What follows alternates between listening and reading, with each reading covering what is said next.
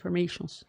Eu gostaria que você não tivesse escutado isso, mas vamos falar disso, que vamos falar de violência. Trabalho, DJ Ives. Então, eu sou de uma geração... Você tá por dentro do que aconteceu? Sim. Eu só vi por cima, assim. Sim. Tem imagens... Isso é muito comum, né? Primeiro, a violência contra a mulher é algo muito comum. Mais do que a gente imagina. Muito mais. E mais do que se noticia. Muito mais. Porque tem muita mulher que não vai, né? Dar queixa nem nada. A gente nem sabe, né? Então, os dados que a gente tem não são reais, né? De violência doméstica. Não. E a gente entende por quê. Porque a legislação do Brasil é atrasada, é arcaica. A nossa Constituição é jurássica. Se não mudar a Lei Maria da Penha, ela é uma lei até bonita no papel. Ela romantizada, ela é bonita, mas ela não é eficiente. A própria Maria da Penha, a própria Maria da Penha se indigna com essa lei. Ela devia ser uma ministra. Eu queria que pegassem a Maria da Penha e colocassem ela num cargo público para ela gerir a própria lei dela. Mas eu acho que não dá para mudar a Lei Maria da Penha, que é uma das melhores do mundo. A gente tem que mudar a Constituição, que desconstrói a Lei Maria da Penha. Então nós temos que mudar a Constituição.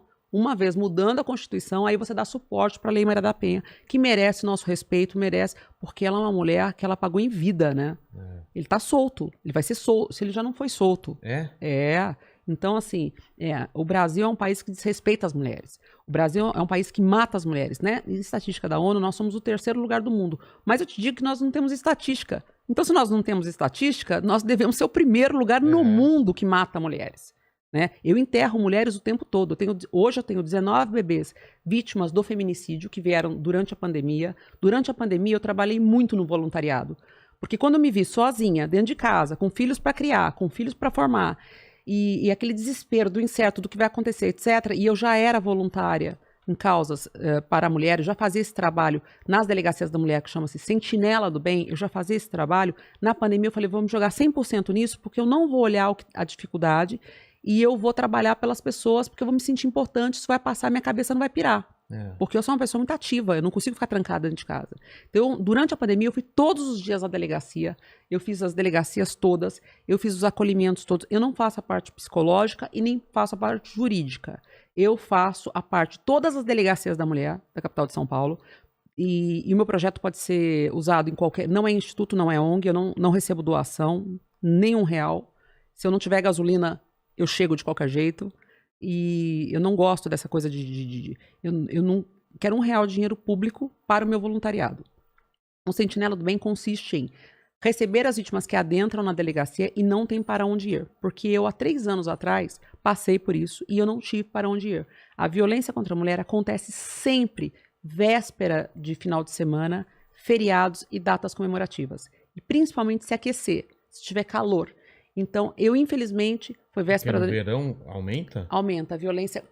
Enquanto tiver frio, esse ano foi um ano muito frio. Parece que Deus botou a mão na pandemia, porque a pandemia aumentou a violência contra a mulher 440%. Porque ficaram mais tempo confinadas dentro de casa. E a questão maior, que eu estou acostumada com a violência, infelizmente, né, porque moro no Brasil, com a violência contra a mulher, ser o homem e a mulher. Não. Durante a pandemia, os casos que eu tive foi do vulnerável. Quem é o vulnerável? É o pai estuprando a filha de 4, 5 anos. O pai estuprando o menino, o filho, de 4, 5 anos, de 9 anos. Eu prendo o estuprador o tempo todo. Eu ajudo as comunidades, os vizinhos, a comunidade local, as ruas, a construir provas contra esse... eu não consigo nem falar... Eu não consigo falar o termo adequado do judiciário, porque eu não sou advogada e eu não sou delegada. Né? Eu sou só o voluntariado, eu sou uma assistente social da sociedade. Eu vou chamar de monstro, né? Demoníaco. Eu prendo esse cara, eu ensino a sociedade a prender esse cara, porque é difícil você provar que um pai bulinou num filho, que o pai bulinou numa filha. Então eu ensino a sociedade local, mas a comunidade local identifica. De que forma? Porque esse cara já mexeu com a filha do vizinho, com o filho do vizinho, a criança vem e conta, a mãe é mais... Porque isso é muito comum, a mãe já passou por isso na infância, então a mãe identificou naquele homem um possível agressor. Inclusive, eu falo para todas as pessoas, denuncie 180 em todo o território nacional e a denúncia é anônima. Então não tem perigo.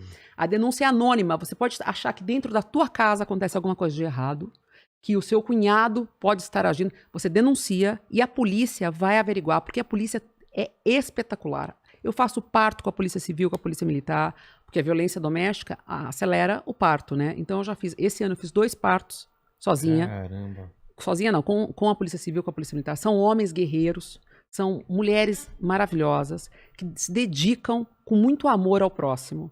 Nosso problema está no judiciário, na Constituição. Porque enquanto a delegacia, eles fazem o que pode. Às vezes você vai ouvir muita mulher falar, mas eu fui na delegacia, eu fui mal atendida. Ela não é que ela foi mal atendida, ela tem que entender que o volume e a demanda daqueles profissionais que estão ali é exacerbante. Quantas vezes o escrivão, por isso que eu te falo de homens, que eu gosto de homens e mulheres trabalhando junto, quantas vezes eu cheguei e o escrivão pegou a marmitinha de comida dele e deu para aquela mãe daquela vítima, porque durante a pandemia, o que mais aconteceu foi o estupro de vulnerável. Foi o filho estuprando a mãe idosa, por causa da abstinência de droga, ou por causa do uso de droga. Caramba. Então, eu tenho 577 mulheres que nós acolhemos, e essas mulheres ou na condição de mãe, ou elas próprias, mas geralmente na condição de mãe. Da mãe ou da madrasta, daquela criança que foi abusada sexualmente, menino ou menina, que o estuprador não escolhe, inclusive está tendo uma crescente para os meninos, que é uma coisa que me choca muito, eu posso te dizer que não achei normal, é algo que exige um emocional de mim muito forte durante a pandemia, mas que eu me senti, não posso dizer que honrada é uma palavra feia, que eu me senti uma pessoa privilegiada em poder criar um sistema que possa acolher e encaminhar essa criança e essa mãe para um lugar seguro. Então eu faço esse acolhimento nas delegacias de toda a capital de São Paulo. Ensinei o Sentinela do Bem para outros estados, ele existe em outros estados. Eu tenho 400 voluntárias na capital de São Paulo, mulheres que não é todo dia, não é todo tempo. Elas fazem um ciclo, eu gerencio um ciclo delas, aonde feriados e datas comemorativas, elas vão para as delegacias, recebem essa vítima, higienizam essa vítima, alimentam essa vítima, porque quando a mulher chega na delegacia, ela está biologicamente, ela é a criança, defasada, que foi o que aconteceu comigo e com o meu filho mais velho. Quando eu fui para a delegacia denunciar meu ex-marido, que não é o pai do Breno, tá? Deixa claro, meu ex-marido não é famoso. Eu fiquei casado 10 anos com um homem normal, um cara normal e um casamento normal, que isso aconteceu quando eu estava numa condição de vulnerável, porque o agressor só vem quando você está numa condição de vulnerável. Eu estava doente, tenho um tumor no cérebro, e hoje ele tem 2 centímetros. Sempre é uma coisa covarde, né? Sempre uma coisa desleal, sempre. E eu nunca fui uma mulher vulnerável. Mas no momento que eu adoeci, ele arrumou uma outra companheira, e quando eu fui perguntar sobre isso, houve agressão. Outra coisa, a agressão só acontece quando o homem é descoberto. Então, 80% dos homens, ao serem descobertos, eles agridem. Que foi a história do caso do DJ Ives. Ela confrontava ele. Eu acredito que sim. Pelo que eu ouvi nos relatos e tudo, ela foi confrontá-lo sobre uma traição. E ele sempre reportava as traições dele com violência. Isso é muito normal. O homem não aceita, o homem se sente um ser superior, inteligente demais. Ele não aceita que a mulher tenha descoberto. E aí a reação dele, imediata, e já se torna até fica normalizado pela família, pelos profissionais. Tanto que o DJ Ives, quando ele bateu na esposa, quando ele batia, a mãe da Pamela estava na frente da Pamela. Você vê que ela estava calma ali. Você vê que o funcionário, que o motorista, passou pela agressão e também ficou calmo. Por quê? Porque aquilo já foi normalizado naquele eixo familiar. Caramba. Aquilo já não era uma novidade. As câmeras, as imagens que estão no Google, as imagens que o Brasil inteiro viu e que vê, que a gente, desde segunda-feira, a gente está ovacionado dessa imagem. E dói quando você vê. E dói num lugar de todos. Dói no homem, dói na mulher. Você vê e você questiona por que essas duas pessoas estão achando normal, que é a mãe dela e o motorista. Porque aquilo era rotina. E é assim a violência contra a mulher. Por que a mulher aceita isso? Então, medo de não saber? O homem não chega nunca, o agressor nunca vai chegar batendo. Ele vai sempre chegar como um príncipe.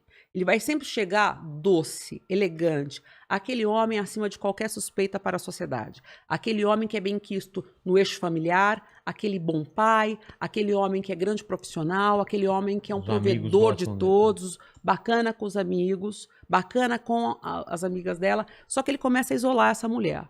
Ele começa a isolar essa mulher e colocar dúvidas até sobre a própria família dele.